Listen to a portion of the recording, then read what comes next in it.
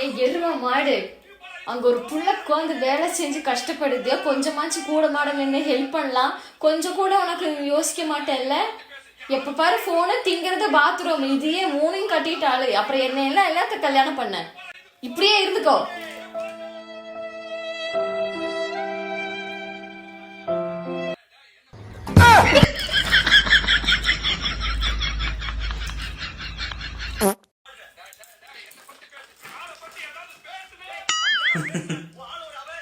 ஏய் எருமை மாடு, அங்க ஒரு புள்ள உட்காந்து வேலை செஞ்சு கஷ்டப்படுது, கொஞ்சமாச்சு கூட மாட நின்று ஹெல்ப் பண்ணலாம், கொஞ்சம் கூட உனக்கு யோசிக்க மாட்டேன்ல?